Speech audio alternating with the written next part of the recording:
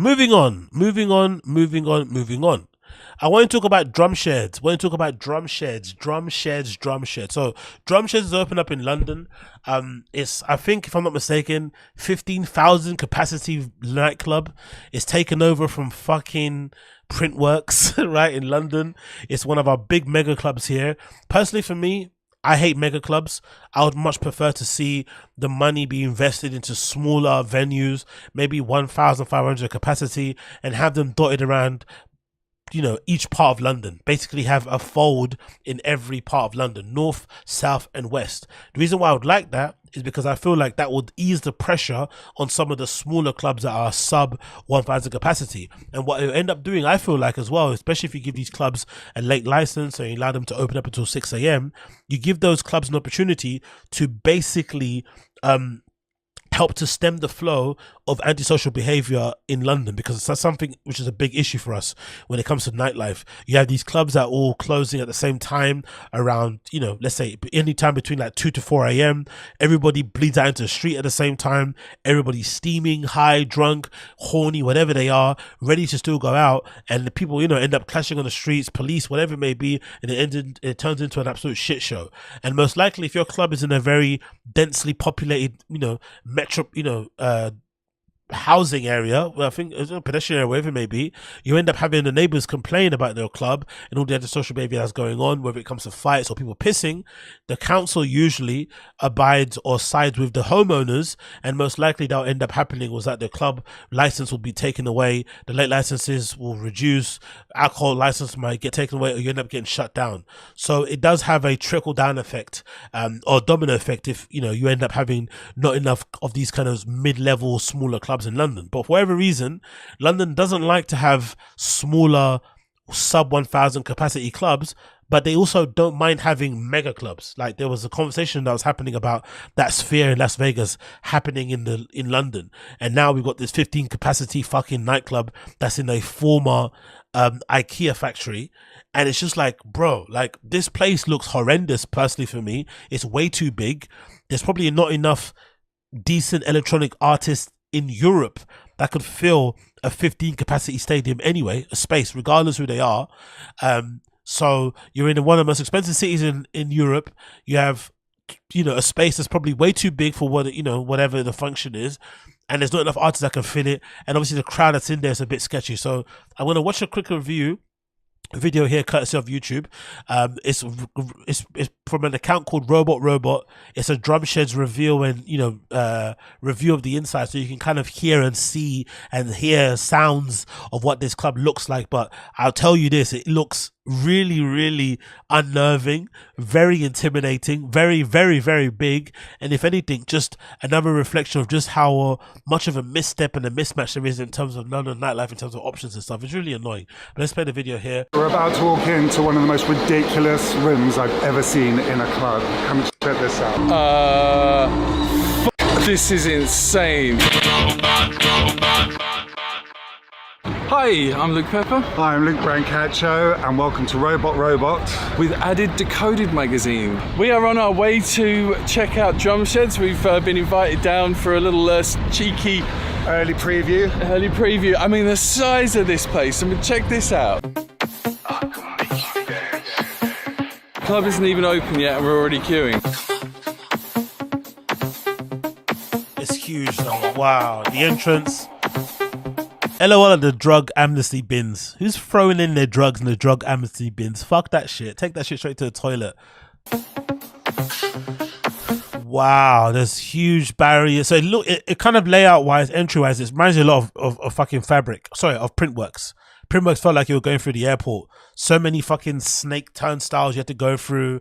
Loads of different kiosk bars everywhere, but it felt very sparse. So I think maybe this is the same thing, because again, it's in a former IKEA store, so it's definitely going to be huge and very spacious, but also it's going to be a bit weird of a club, you know, in terms of like layout and wise, how you try to make it work.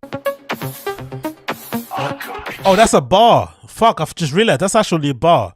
That whole entire line that I'm just seeing here of a, you know, I thought that was where the tickets were. I guess that's an entire bar. So maybe one of the best things about these sort of mega clubs is that you're not going to be waiting too long to order a drink. there's literally hundreds of points to go get a drink if you want it. They seem to have a bar in the entrance, which means that you can get a drink when you queue, maybe? You've got to get through the queue and then you get a drink here. I think as a fun time, I don't like that, to be fair. I think I prefer to go into a nightclub, get immersed, go through the dance floor, then to get to the bar. I don't want to get straight to the bar. Do you know what I mean? Like, that seems like it's encouraging, that's encouraging people to get boozed up very, very quickly. I'd much prefer to actually immerse myself in the surroundings, get myself centered, get a grip or get an understanding of the space, feel everything, whatever, and then go to the bar or the toilet, whatever it may be. But heading in and then seeing the bar straight away and the shiny, frothy, tasty, chilled beverages, that's probably the wrong way to go about doing things, especially if we're on the way to the dance floor. Everyone's going to be moving around.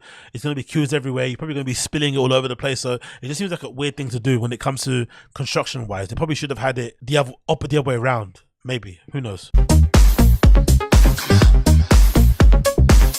So this is 5,000 people, the same capacity as Printworks, just in this one room. Jesus, why room? The LEDs are incredible though. There's these amazing LEDs on the roof, so you can do some really interesting lighting shows and shit. So I guess for the bigger promoters or for the bigger artists that like to create a bit more of a special, bespoke experience, this is going to be really cool. Really fucking cool. There's loads of LEDs, lasers all over the place, like smoke probably. It's probably quite a really cool environment to, to stand in or maybe to record videos for.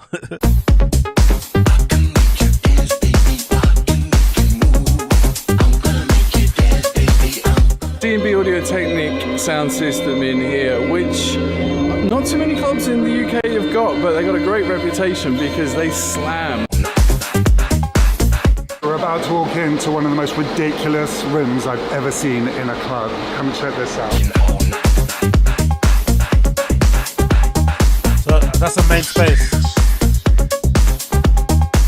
Wow. Look at the LED screen at the back. There's a massive screen behind the DJ. That is really cool. That kind of reminds me of, what was that event I went to? I think I went to like a Crank Brothers event to see Nina Kravitz play near, I think it was at the Walthamstow Leisure Centre or something. Some really strange, venue that they kind of repurposed for one-off event. Nina Kravitz played, and they had this amazing screen behind her where she played, and essentially it kind of projected this weird silhouette behind her, so the lights were dimmed so you couldn't really see her, but you could see her projected on the back, so her arms were flailing around, do the whole Nina Kravitz dance and shit. So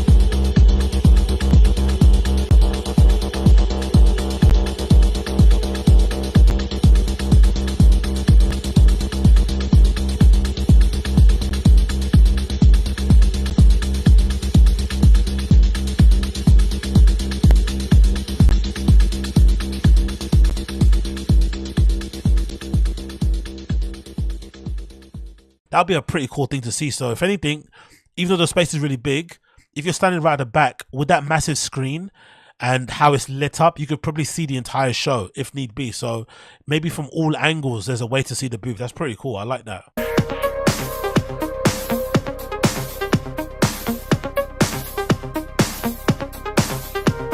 So this is the main stage, and Wow. you can see behind me, they've got a killer LED screen. That's crazy. Honestly, the scale of this room is just unbelievable. There's no way that the camera is going to be able to do it justice.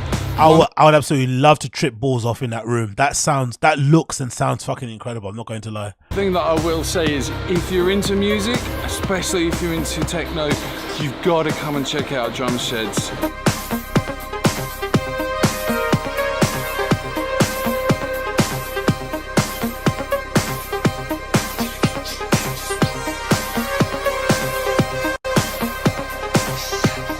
I'm so lost for words. This is one of the most awe-inspiring things I've seen in dance music or in clubbing. Wow. Sorry about the noise in the background. There's lots of work going on. But Jesus, holy shit, this is unbelievable.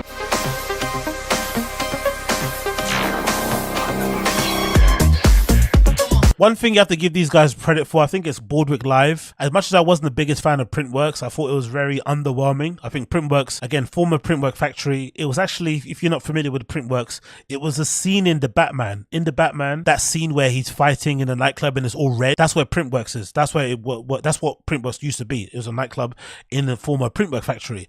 And when you see the pictures, it kind of felt like it'd be a different space when you actually experienced it. The sound wasn't as good. It wasn't as immersive. It obviously was super big, way too spaced out for me and my kind of liking. I like things to be a little bit more intimate, a little bit more closed in. But one thing you could say for sure, production wise, it was on point. The LED screens, the lighting, the lasers, the smoke, like they do a really good job in terms of actually operating that club night after night after night after night. Like they put on a real good show. So the guys that work behind the scenes to put that shit on, the guys and girls there are absolutely the top of their game. It's just a shame that it's not their fault. You know, London clubs, the sound is always a bit muffed and a bit limited and stuff. It's not really the, you know, it doesn't really hit you in the face as it should do. I feel like pretty much should have really hit you in the face. It didn't. And I feel like maybe this might be the same thing, because it feels very big. It feels like it should have really big sound also, but I have a feeling it's going to be like every other club in London where you have to get right to the front for you to hear anything. If you're at the back, it kind of sounds a bit shit.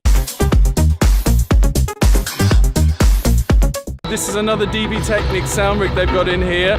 They've gone for line array rigs, which makes sense given the size of the venue. And we've got various stacks in here. I mean, because without a line array, this place would be a nightmare to get. And this guy that's talking right now, the camera just zoomed in and it looks like he's sweating. So he's sweating and he's in the club at like a special press preview type of thing, right? There's not a club night going on there and he's already sweating. So imagine what it's going to be like with other humans in there, you know, off drugs, dancing, whatever it may be. It's going to be like a fucking sweat box. So if this guy's sweating from just being there during a press launch, oof, I can't imagine what regular nights are going to be like in there. Get right acoustically.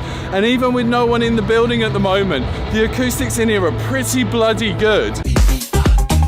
I'm not going to, I want to see it for myself, to be fair. I might actually go to the Mass Tiempo event.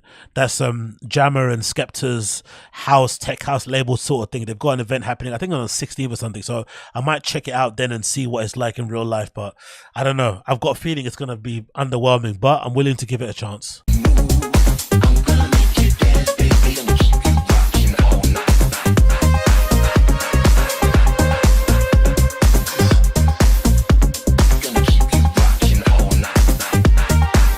So this is all DB Technic speakers. What amps are you running?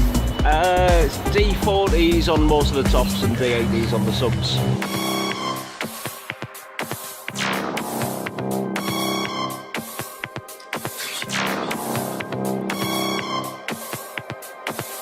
Oh, and just like Printworks too, that's one thing they did really well, to be fair, on Printworks. They have an amazing, this is called The Yard. They've got an amazing food court, which is something which was weird because I remember in Printworks, there were probably way more people in the food court hanging out, eating, chatting shit than there were people inside. It turns into its own little scene. So that's the thing that makes it a bit weird. You know what I mean? I think it takes away from the clubbing experience. People are in there kind of just chatting and eating and not really dancing, which is what it is, I guess. But the food court is quite nice. So if you do get a bit peckish and you're in there all night or all day, you can actually get some decent food. And I remember at Printworks, the same little sort of layout. Each hut had a different type of cuisine and shit. It was pretty decent. I think one of the good things about having a venue this big and kind of the location where it is that you don't have to compromise on things like sound because you don't have loads of neighbours. Oh, really? I like the sound of that. Okay, that sounds very encouraging because that's something that haven't happened at Junction. So there's basically, in London, we have these really draconian and annoying noise pollution laws and shit. But essentially what it means is if you have a nightclub next to a residential area, they have a lot of limits and restrictions about how loud the sound could be. And most nightclubs in residential areas areas the sound is terrible because they have to basically adhere to those laws or those rules, or their club gets shut down. But what ends up happening is that if you're a clubber like myself, when you go to nightclubs, you end up having to like stand right next to the booth to hear anything. And you know, experienced ravers, the last thing you want to do is be near the booth. You want to be doing your own thing. You want to be in a corner somewhere. Sometimes, most of the time, I have my back to the fucking DJ. I don't really, I just want to listen and immerse myself in the experience. But because clubs are, the sound is all over the place, it makes it a bit shit, which is why Fold is really good. Because Fold is in like this area called Canning Town in London, which is kind of the area that I kind of grew up in, sorry. And that area is basically in the middle of nowhere. It's kind of like in a sort of like a, what would you call it, an industrial area. That's where Fold is basically located. And one of the reasons why Fold has become the #1 club in London, obviously they've got really good programming, really good bookings, really good promoters, really good owners that know what they're doing. But the main reason why Fold has become the prominent club in London is because it's in an industrial area and they can really crank up the volume. So they have probably the best sound system in London anyway, but the volume they can really crank it up because there's no fucking houses near them, really, to be honest. And I think there's train tracks covering them on either side, so that muffles the sound a bit as well, so it doesn't travel too far. It's a great location. So maybe this is actually encouraging because it's in a former IKEA warehouse, shop, factory, whatever it is. Those things are usually in the middle of nowhere. I think in most countries, right? You don't really have IKEA stores in like a really densely populated area. So because of that, they can actually go crazy with the sound. So maybe my, what's your thing called? Maybe my fears are going to be alleviated when I actually go, because that's actually encouraging to hear that. Really, really fucking encouraging. Most unbelievable venues I've ever seen in my life. It's batshit crazy, the scale of this thing. The production, the amount of effort, everything is just next level. Never seen anything like it. Good luck to them. We are already lost trying to get out. Welcome to Wandering Around Lost in Clubs. The one thing we haven't forgot yet is our name. Give it some time. Thank you very much. Thank you. Oh my good God, that was incredible. I've never seen anything like it. Yeah, that's seriously next level. The sound system in there is amazing. And the visuals, second to none. Have not seen, I mean, the scale of the whole thing is ridiculous, and I'm actually lost for words. It's mind-blowing. Drumshed. Okay, cool. Good to hear that. Again, huge space. Can't wait to check out myself. I'm going to reserve judgment, but from what the people are saying, these guys seem to be like, they're on point. Again, they got invited, so you have to take their review with a pinch of salt, but, I don't think they'd gas it up too much. But what that tech guy said, one of the guys involved in the team there, I'm assuming with the sound, about the sound being good and high because they're not in a residential area, that's very encouraging. So that might be worth going, but the ticket prices are no joke. I checked the Skepta event, the Mass Tiempo event with Jammer, and I've seen tickets go for like 60 quid on fucking ticket swap. So it's not a cheap place to go to. If you want to enjoy your time out at Drumsheds, you have to make sure that you have, some deep pockets, because the tickets are not cheap. Let me just double check them again on the fucking events page. But last time I checked, a lot of the events were sold out and they were going for like 60 plus. So that's a lot of fucking money for London. You're not including your fucking food, you're not including your travel, your gear, the cloakroom. All this stuff needs to be included, so it's looking like a £150-200 night easy, which is absolutely crazy, bro. But hey, London living, isn't it? Big up the stream chat, be everybody hanging in there. Appreciate all of you guys. Oh, big up Fashion Roman, what's good? Damn, just saw the thumbnail. Just know that things could always be worse. I'm a Chelsea fan. Yeah, tell me about it, brother. But I don't think that's a good comparison, and I feel because you guys still have owners willing to spend money, and you're gonna figure it out in the end. The Ted Bowley, that consortium, are throwing way too much money at the wall now, but something will eventually stick. Eventually you will figure it out. United, we have owners that don't give a fuck about the sporting success of the team. They're not investing their own money, and we are, the competition around us are getting better and better and better. So we're kind of falling behind the pack. New teams are emerging, like the Villas and the Brightons and whatnot. And we have owners that don't know what the fuck they're doing. So we're in a really shitty position at the moment. So if anything, I'm not going to lie, I'd rather be Chelsea than be United, because you guys will eventually figure it out. You really will. I think you will. But you're just going to, you're going to have to go through this fucking pain of having to figure it out with new owners. But United is not looking good at all. It's not looking good in the slightest, especially with this fucking Sir Jim Ratcliffe partial ownership nonsense. It's like, 25%, like, I don't know, whatever. I don't want to fucking blow my gasket at 5 a.m. in the morning. So looking at Printworks events listings so far, yeah, they've got Mass Tiempo event, presents Skepta and Jammer. Look, most of these events are sold out already. Chasing Status on February 23rd. Next year, February 23rd event already sold out. Fucking hell. What's the event they have here? They've got 10 Years of Worried by Henry as well. Is that sold out? Is that in? Okay, that's still on. You've got a drum code event happening on March next year.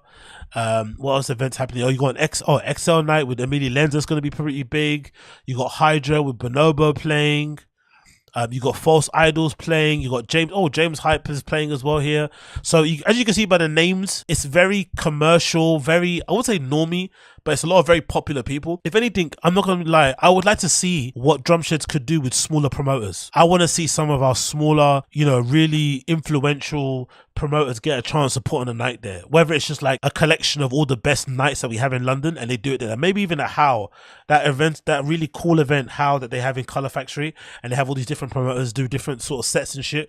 I'd love to see them take over Drumshed. That'd be pretty cool to see that sort of like mix. But again, it's a big venue, man. 15,000 people. I think one room has 5,000. The other room has 10. Like, it's a big space. Like, it's probably impossible to fill it, especially in London. There's just not enough.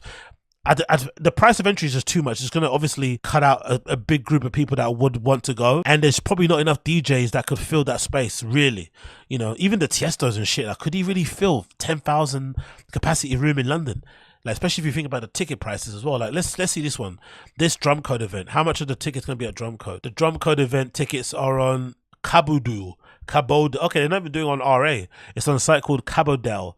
And how much are they going for the drum code tickets events? Let's see how they're going for. I'm assuming it's going to be £60 or £50. Let's see. Big up Don Dotter. He said he saw Skepta and Jammer in New York Fashion Week, and they opened clothes for Peggy Goo. Not gonna lie, they're really decent, and the vibes were bringing there. Yeah, I saw the pictures. Oh, you were there. Big up Don Dotter. That's pretty sick. I saw the pictures of it. I saw the pictures of them playing there. It's quite sick. I'm not gonna lie, and I think I'm actually talking about the next actually. Skepta and Jammer. It's quite sick to see them, evolving into that side of things, to be fair. I'm not gonna lie, it's pretty cool. Okay, cool. So it looks like I spoke too soon, or I spoke incorrectly. The prices I saw on Ticket Swap were maybe resale prices. It seems like general admission ticket prices for Drumshed start from 30, and then they top up anywhere to £90 for like, what's this? Drumshed Plus, I don't know what that is, but essentially you can get a general admission ticket for $37.50 plus free $75 for booking fee and so forth. And I'm assuming they probably have VIP tickets as well. But yeah, so tickets aren't as expensive as I thought it'd be, but it's still essentially £40 for a ticket. £40 for entry to a nightclub, not including your gear, not including your booze, your cloakroom. It's a lot of money, bro. So it's not cheap, but obviously it's a very unique experience, very unique space, as we've seen in the video that I just featured here, courtesy of Robot. Check that channel out as well, doing some good stuff on here as well, so check them out. So I'm really eager to see it myself in real life when I eventually end up going there, and most likely the event I'll end up going to will be the Mass Tiempo event. So let's actually see if they have any tickets left for Mass Tiempo, because I've been checking it on the fucking oh no, it's sold out actually, so no more tickets for Mass Tiempo officially. So let's see and I think last time I checked was the last time I checked was on the Ticket Swap site, and it said that they were selling them for fucking 70 odd quid and shit. So I guess that's what you have to kind of look for. But yeah, Mass Tiempo happening on the 16th, which is a really good fucking lineup.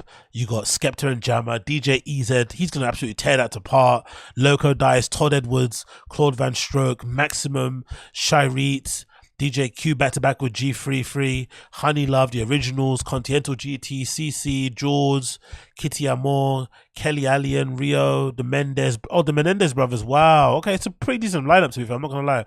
And special guest Green Velvet. He's kind of turned into a business techno guy, but hey, it kind of is what it is. So big up Drumsheds, big up Drumsheds. I'll probably do a review for that very, very soon.